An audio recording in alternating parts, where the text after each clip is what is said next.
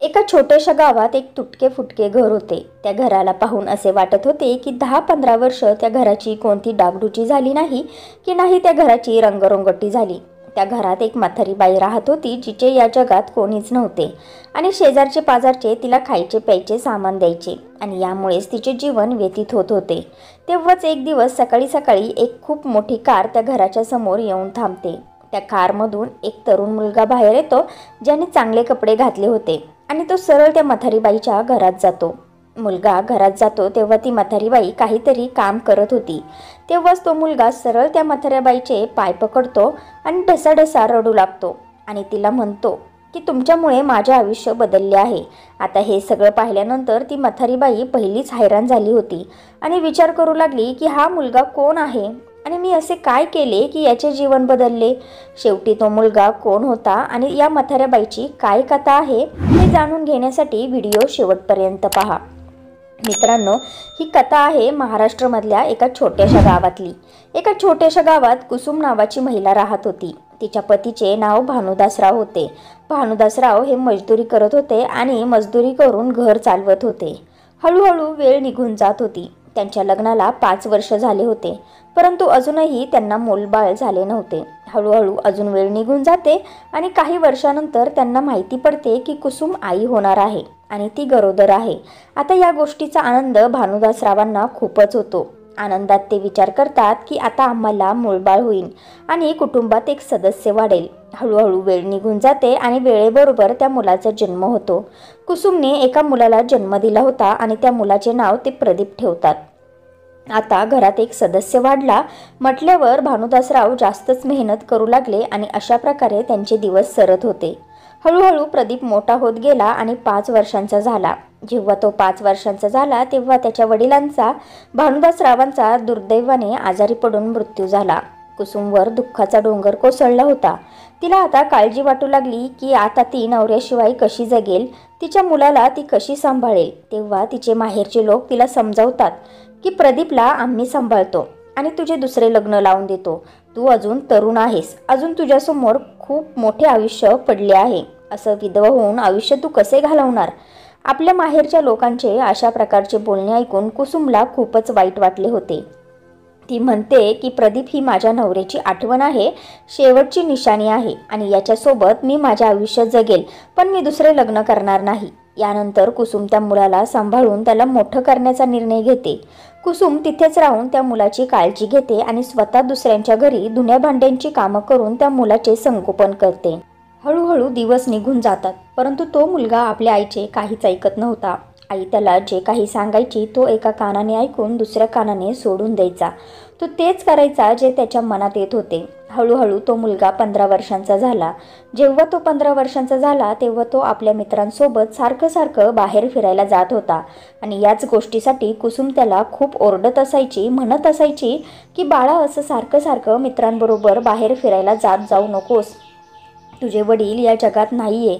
लोक काय म्हणतील की या आईला साधा एक मुलगा सांभाळला जात नाही, त्याला चांगले संस्कार देता येत नाही, त्यामुळेच असा बिघडत चालला आहे। बाळा, लोक मलाच नावं ठेवतील। आईने एवढं समजावूनही मुलगा आईचे काहीच ऐकत नाही। तो आपल्या आईकडे लक्षच देत नव्हता। एक दिवस तो आपल्या मित्रांसोबत बाहेर गेला होता आणि 15व्या वयातच तो मित्रांसोबत दारू पिऊन घरी आला। तो जशा प्रकारे दारू पिऊन घरी आला होता तेव्हा कुसुमला ही गोष्ट समजायला वेळ लागली नाही की तो दारू पिऊन आला आहे। तेव्हा कुसुमने त्याला खूप मारले होते आणि मारता हेच म्हणत होती की तुझ्यासारखा मुलगा होण्यापेक्षा हेच चांगलं झालं असतं की मी निपुत्रिक राहिले असते। कमीत कमी आज मला हा दिवस पाहायला लागला नसता। कुसुम त्याला रात्रीपर्यंत खूप मारत राहते। त्यानंतर तो मुलगा नाराज होऊन घरात असाच पडून राहतो। आता आई थोड्या वेळापर्यंत वाट पाहते की तो स्वतः जेवायला येईल, परंतु तो मुलगा जेवायला येतच नाही। त्यामुळे कुसुम जेवणाचे ताट घेऊन त्याच्याजवळ जाते आणि त्याला हाताने भरवू लागते, परंतु तो मुलगा आपल्या आईवर नाराज झाला होता। तो जेवणासाठी आईला नकार देतो तेव्हा त्याची आई त्याला ओरडून दम देऊन जबरदस्ती खायला भरवते। आता तो मुलगा जेवतो, परंतु त्याच्या मनात आपल्या आईबद्दल अजूनही खूप राग, तिरस्कार होता, कारण तो एक 15 वर्षांचा मुलगा होता आणि त्याला सगळं समजत होतं, पण तो एवढं समजू शकत नव्हता की त्याच्या आईने त्याच्यासोबत जे काही केले आहे त्याच्या चांगल्यासाठीच केले आहे. पूर्ण रात्र तो मुलगा आपल्या कॉटवर पडून विचार करत होता. रात्री उशिरा त्याच्या आईचा डोळा लागतो आणि जेव्हा त्याची आई झोपलेली असते तेव्हा तो उभा राहतो आणि घरातून आपले कपडे एका पिशवीत भरतो आणि त्यानंतर रात्रीच्या अंधारात घरातून बाहेर निघून जातो. रात्रीच्या अंधारात तो घराबाहेर पडला त्यामुळे त्याला कोणीच पाहत नाही. हळूहळू पायी चालत चालत तो मेन रोडकडे पोहोचतो. मेन रोड त्याच्या गावापासून जवळजवळ 3-4 किलोमीटर दूर होता. 3-4 किलोमीटरचा प्रवास करता करता त्याला सकाळ झाली होती. मेन रोडवरून तो कसे तरी सगळ्यांना आपली अडचण सांगून लिफ्ट घेऊन मोठ्या शहरात पोहोचतो. आता तो मोठ्या शहरात पोहोचला होता, परंतु एवढी गर्दी त्याने पहिल्यांदा पाहिली होती. एवढी गर्दी पाहून तो हैराण झाला होता. इकडे तिकडे हैराण होऊन तो लोकांकडे पाहत होता. तो बघत होता की जग चालले आहे आणि कोणासाठीच एक जग थांबणारं नाही. सगळे लोक आपापल्या कामात व्यस्त होते. कोणी त्यांचे काम करत होते तर कोणी ते काम करत होते. तेव्हाच त्या मुलाला भूक लागते. तेव्हा तो एका हॉटेलकडे जातो. हॉटेलमध्ये गेल्यावर तो हॉटेलवाल्याशी बोलतो. म्हणतो की माझे या जगात कोणीच नाही, तुम्ही मला खायला द्या, त्या बदल्यात मी तुमचे काम करतो. आता हॉटेलचा मॅनेजर आधी तर त्या मुलाला नकार देतो. म्हणतो की आम्ही लहान मुलांना कामावर ठेवत नाही. परंतु त्या मुलाचे खूप विनवण्या केल्या. म्हणतो की मला खूप भूक लागली आहे हो, मला तुम्ही खायला द्या, त्या बदल्यात मी तुमचे पाहिजे ते काम करून देतो, पण मला खायला द्या. तो मॅनेजर विचार करतो की चला ठीक आहे, काहीतरी काम करेलच. त्यानंतर तो मॅनेजर त्या मुलाला खायला देतो आणि म्हणतो की या हॉटेलच्या आत खरकटी भांडी आहेत, तुला ती साफ करायची आहे. तो मुलगा जेवतो आणि जेवण झाल्यानंतर ती खरकटी भांडी घासतो आणि पुन्हा त्या मॅनेजरजवळ जातो. त्या मॅनेजरला म्हणतो की साहेब, या शहरात मी कोणालाच ओळखत नाही आणि मी माझ्या गावावरून इकडे आलो आहे. इथे मला काही काम नाही आणि नाही मला राहण्यासाठी घर आहे आणि नाही मला खायला प्यायला आहे. साहेब, तुमची इच्छा असेल तर मी याच हॉटेलमध्ये काम करेल आणि रात्री इथेच झोपेल. तो मॅनेजर विचार करतो की फुकटमध्ये काम करणारा मिळत आहे जो 24 तास याच हॉटेलमध्ये राहील आणि आपले काम करेन. त्यामुळे तो मॅनेजर म्हणतो ठीक आहे, जर तुझी इच्छा असेल तर तू इथे काम करून राहू शकतोस. तुला इथे जेवायला मिळेल आणि राहायला हॉटेल आहेच, पण तुला चांगल्या प्रकारे इथे काम करावं लागेल. असे बोलून मॅनेजर त्या मुलाला तिथेच ठेवतो. आता प्रदीप त्याच हॉटेलमध्ये राहू लागला. खूप मेहनतीने काम करू लागला आणि चांगल्या प्रकारे आपल्या कामाला निभावू लागला. मॅनेजर जेव्हा प्रदीपला काम करताना पाहत होता तेव्हा त्याला खूप चांगले वाटत होते. मॅनेजर कायम विचार करायचा की मुलगा चांगली मेहनत करतो, त्यामुळे मॅनेजर अजूनच काम त्याच्याकडून करून घ्यायचा, जसे की भाज्या कापणे किंवा बाजारातून सामान आणणे आणि लोकांना जेवण वाढणे. दिवसभर प्रदीप हॉटेलवर काम करत असायचा आणि रात्री त्याच हॉटेलवर झोपत होता. त्या बदल्यात त्याला जेवायला मिळायचे आणि त्याच हॉटेलमध्ये राहायला मिळत होते आणि अशाच प्रकारे त्याचे दिवस व्यतीत होत होते. हळूहळू दिवस असेच निघून जात होते आणि वेळेबरोबर प्रदीप हळूहळू मोठा व्हायला लागला होता. हॉटेलवर काम करता करता त्याला 2 वर्ष झाले होते. तेव्हा त्याचे वय 17 झाले होते. एक दिवस मॅनेजरला काही कामानिमित्त बाहेर जायला लागते. तेव्हा तो त्या प्रदीपला म्हणतो की बाळा, तू असे कर, या हॉटेलची चांगल्या प्रकारे काळजी घे आणि कोणताही ग्राहक आला तरी त्याला तू संतुष्ट कर. तेव्हा प्रदीप म्हणतो ठीक आहे साहेब, तुम्ही काही काळजी करू नका, तुम्ही बिनधास्त बाहेर जा, मी हॉटेलला चांगल्या प्रकारे सांभाळेल. कारण प्रदीपने 2 वर्षात हॉटेलची सगळी कामं शिकून घेतली होती. त्याला माहिती होते की ग्राहकांना कशा प्रकारे हाताळतात आणि कशा प्रकारे त्यांच्यासोबत व्यवहार करतात. तो मॅनेजर 3-4 दिवस सुट्टी घेऊन बाहेर जातो आणि प्रदीप या दिवसात हॉटेलला चांगल्या प्रकारे मॅनेज करतो आणि ग्राहकांना सुद्धा चांगल्या प्रकारे संतुष्ट करतो, त्यांचे समाधान करतो. आता मॅनेजर जेव्हा 3-4 दिवसांनी परत येतो तेव्हा तो पाहतो की प्रदीपने हॉटेलला चांगल्या प्रकारे मॅनेज केले आहे. जे हॉटेलचे कामगार होते ते सुद्धा मॅनेजरला सांगतात की प्रदीप खूप चांगल्या प्रकारे काम करत होता आणि कोणतीच चुकी त्याने केली नाही. त्यामुळे मॅनेजर खूपच प्रदीपवर खुश झाला होता. मॅनेजर विचार करतो की हे खूपच चांगले झाले, आता मला कधीही बाहेर जाण्यासाठी सोपे होईल. यानंतर तो मॅनेजर सारखं बाहेर जाऊ लागला आणि हॉटेलची जबाबदारी प्रदीपवर सोपवू लागला. प्रदीप हॉटेलला सांभाळण्यासोबत बाकीच्या सगळ्या कामांमध्ये आपली रुची दाखवतो आणि खूप मेहनतीने आणि प्रामाणिकपणे हॉटेलचे सगळे काम शिकू लागतो. एक दिवस मॅनेजर सुट्टीवर गेला होता आणि त्याच वेळी हॉटेलचे मालक हॉटेल पाहण्यासाठी हॉटेलवर येतात. हॉटेलचे मालक जसे हॉटेलमध्ये येतात तेव्हा पाहतात की मॅनेजरच्या जागेवर एक मुलगा काम करत आहे आणि खूप चांगल्या प्रकारे ग्राहकांसोबत बोलत आहे. आणि जेव्हा हॉटेलचे मालक हॉटेलमध्ये येतात तो मुलगा त्यांच्याशी सुद्धा चांगल्या प्रकारे वागतो आणि त्यांना विचारतो, साहेब काय खायला हवे आहे तुम्हाला? त्यानंतर हॉटेलचे मालक एका टेबलवर बसतात आणि त्याला खाण्यासाठी ऑर्डर करतात. हॉटेलचे मालक एका टेबलवर बसले होते आणि आपल्या जेवणाची वाट पाहत होते. तेव्हाच प्रदीप त्यांना जेवण घेऊन येतो.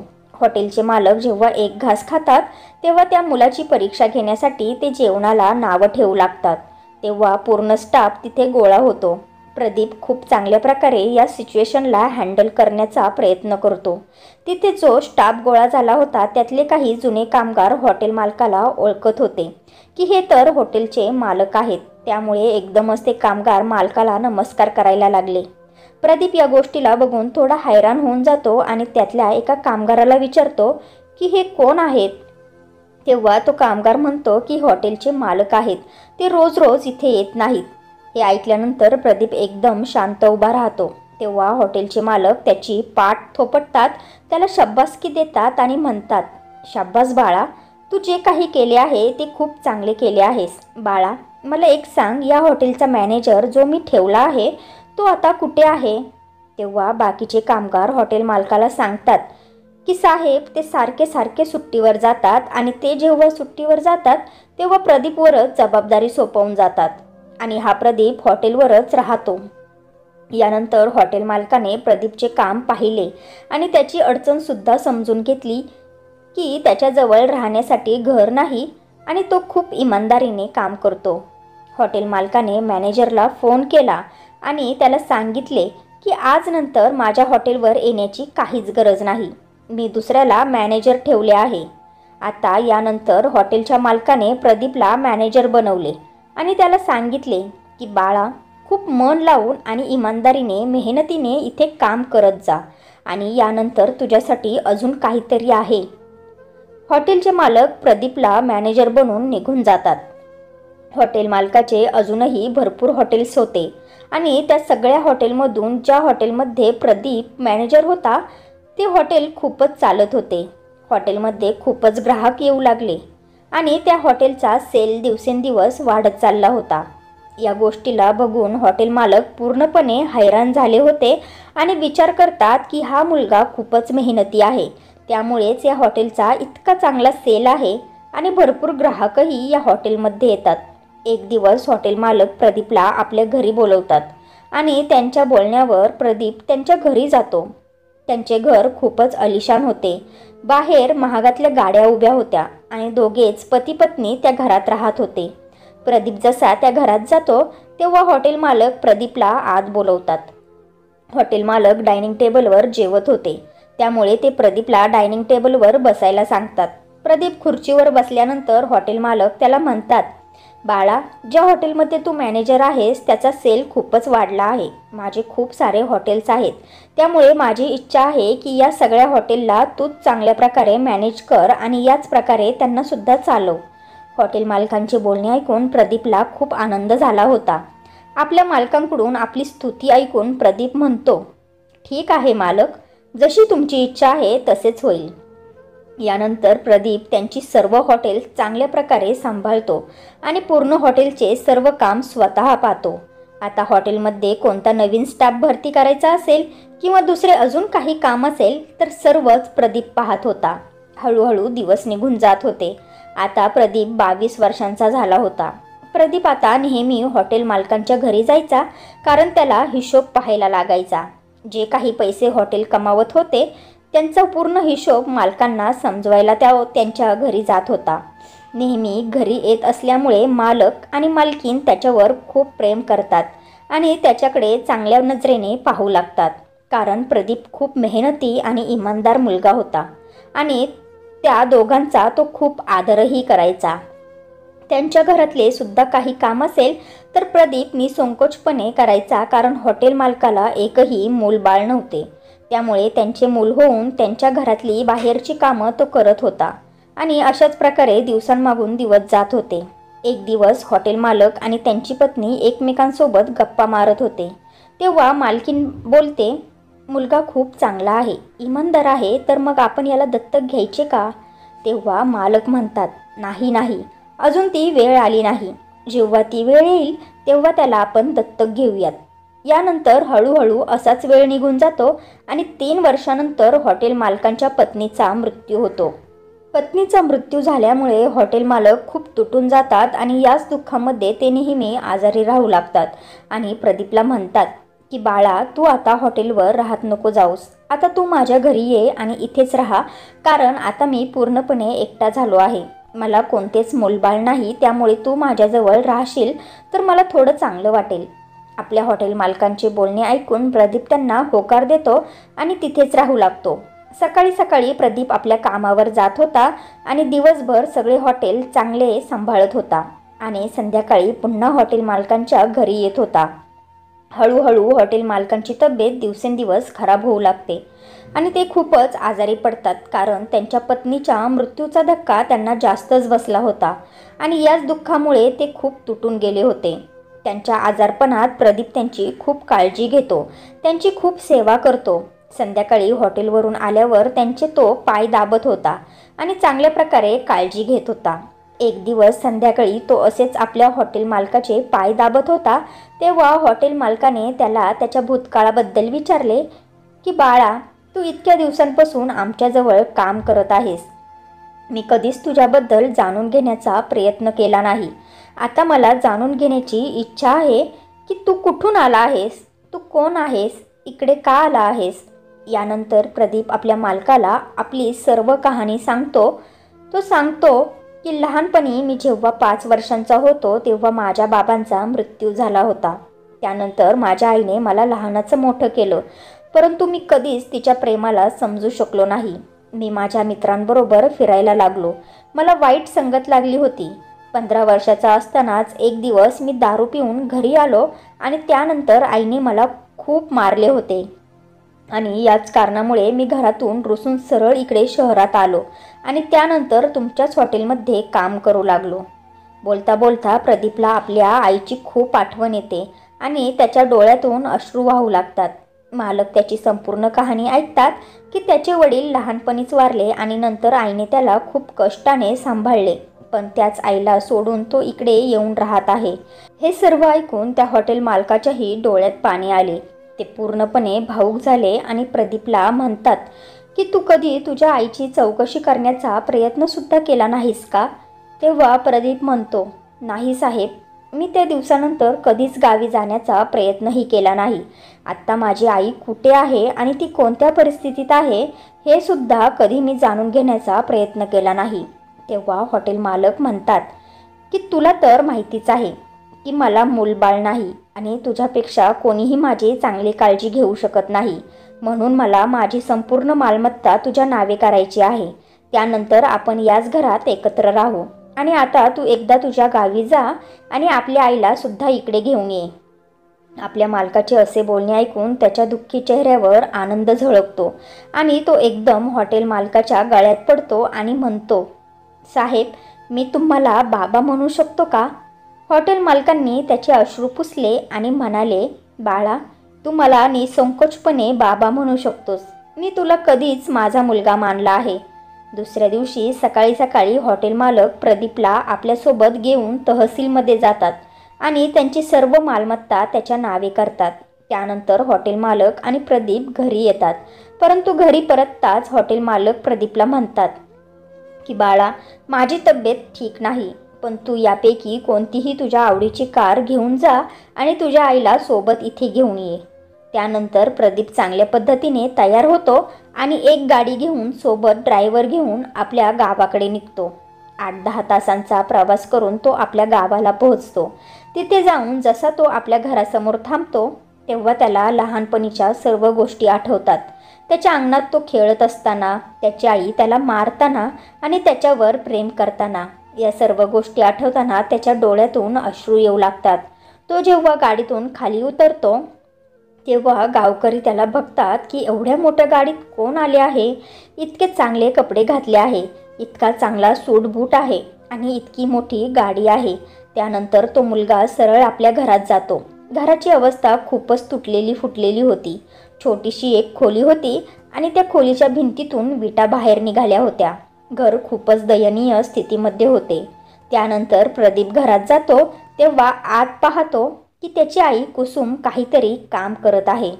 तो सरळ जातो आणि आईचे पाय धरतो आणि म्हणतो की जर तू माझ्यासोबत तसे केले नसते तर मी आज या पदावर नसतो. आता हे सर्व पाहून कुसुमबाई पूर्णपणे आश्चर्यचकित झाल्या की हा मुलगा कोण आहे, इतके छान कपडे घातले आहेत, मग हा माझे पाय का धरत आहे. कारण आजपर्यंत कुसुमबाई दुसऱ्यांच्या दयेवर जिवंत होत्या. शेजारचे पाजारचे त्यांना जेवण देत होते तेव्हा त्या आपले पोट भरू शकत होत्या. कधी कुठे काहीतरी काम करून जेव्हा त्यांना थोडेफार पैसे मिळत होते तेव्हा त्या आपल्या आजारपणाचा इलाज करत होत्या आणि अशा प्रकारे त्या आपले जीवन व्यतीत करत होत्या. कुसुमबाई प्रदीपला उठवतात आणि म्हणतात, बाळा तू कोण आहेस, असे माझे पाय का धरत आहे, मी तुझ्यासाठी काय केले आहे. तेव्हा प्रदीप एकदम आपल्या आईच्या गळ्यात पडतो आणि म्हणतो, आई मी तुझा प्रदीप आहे, जो काही वर्षांपूर्वी इथून तुला एकटीला सोडून निघून गेला होता. कुसुमबाई जसे प्रदीपचे नाव ऐकतात तेव्हा त्या खूप हैराण होतात. कारण जेव्हा प्रदीप इथून निघून गेला होता तेव्हा त्याच्या आईने त्याला शोधण्याचा खूप प्रयत्न केला होता. परंतु 3-4 वर्षांपर्यंत जेव्हा त्या प्रदीपला शोधू शकल्या नाही तेव्हा हार मानून त्याला शोधायचे त्यांनी बंद केले होते. त्यांना वाटू लागले होते की त्यांचा मुलगा आता मेला आहे आणि तो आता त्यांच्या आयुष्यात परत कधीच येणार नाही. पण खूप वर्षांनी आपल्या मुलाला पाहताच त्यांना खूपच जास्त आनंद झाला. त्या खूप भावूक झाल्या होत्या. त्यांना अश्रू अनावर होतात आणि त्या ढसाढसा रडू लागतात आणि आपल्या मुलाला घट्ट मिठी मारतात. त्याला विचारतात, बाळा तू हे माझ्यासोबत अजिबात चांगले केले नाहीस. माझ्या आयुष्यातले खूप वर्ष तुझ्या शोकामध्ये गेले आहे, त्यामुळे माझी अवस्था कशी झाली आहे ते तूच बघ. प्रदीप आतमध्ये गेल्यावर त्यांच्या आजूबाजूची लोक जी आजवर त्यांना मदत करत होती ती सर्व लोकही त्या घरात जमतात आणि जेव्हा त्यांना समजते की हा तोच मुलगा आहे जो खूप वर्षांपूर्वी निघून गेला होता तेव्हा त्यांच्याही चेहऱ्यावर चमक येते. तेही विचार करू लागतात की चला चांगले झाले, या बिचाऱ्या बाईला म्हातारपणात आधार मिळाला. यानंतर कुसुमबाई स्वतःचे अश्रू पुसत प्रदीपला विचारतात, बाळा तू कुठे गेला होतास आणि आज इतका मोठा माणूस कसा झालास. यानंतर प्रदीप आपली संपूर्ण कहाणी आपल्या आईला आणि गावकऱ्यांना सांगतो. प्रदीपची कहाणी ऐकताच त्याच्या आईला आणि गावकऱ्यांना अश्रू अनावर होतात. सगळेच लोक त्या हॉटेल मालकाचे खूप कौतुक करतात. तेव्हा प्रदीप त्याच्या आईला म्हणतो की आई माझ्या मालकाला तुला भेटायचे आहे. त्यांनीच मला स्पष्टपणे सांगितले आहे की माझ्या आईला सोबत घेऊन ये. त्यानंतर संपूर्ण गाव कुसुमबाईंना हसत हसत निरोप देतात. त्यांना त्यांच्या मुलाच्या गाडीत बसवतात आणि प्रदीप त्याच्या आईसोबत त्याच्या मालकाकडे पोहोचतो. जेव्हा प्रदीपचा मालक त्याच्या आईला भेटतात तेव्हा त्यांच्या पायांना स्पर्श करून म्हणतात की तुम्ही खरंच देव माणूस आहात, जे तुम्ही अशा मुलाला जन्म दिला आहे. कुसुमबाईंनी हे ऐकले तेव्हा त्यांच्या डोळ्यातून आनंद अश्रू वाहू लागले होते. यानंतर प्रदीपची आई आणि त्याचा मालक त्याच घरात एकत्र राहतात. प्रदीपची आई कधी कधी गावाला जात होत्या, परंतु चांगल्या कारमध्ये बसून चांगली साडी घालून आणि सगळ्या लोकांसोबत त्या तासनतास गप्पा मारत होत्या. ज्यांनी त्यांना पडत्या काळात मदत केली होती, ज्यांनी त्यांना पडत्या काळात आधार दिला होता. इकडे कधी कधी प्रदीपसुद्धा आपल्या गावाला जात होता आणि त्या लोकांसोबत वेळ घालवायचा, त्यांच्याशी चांगल्या गप्पा मारायचा. त्यांचे उपकार तो आयुष्यभर कधीच विसरू शकत नव्हता, कारण आज त्याची आई त्यांच्यामुळे जिवंत होती. तर मित्र आणि मैत्रिणींनो, ही कथा होती एका मुलाची, जिथे त्याला त्याच्या आईने मारले होते आणि आईने मारल्यामुळे तो घर सोडून पळून गेला होता आणि एक खूप मोठा माणूस बनून आपल्या गावी परतला होता.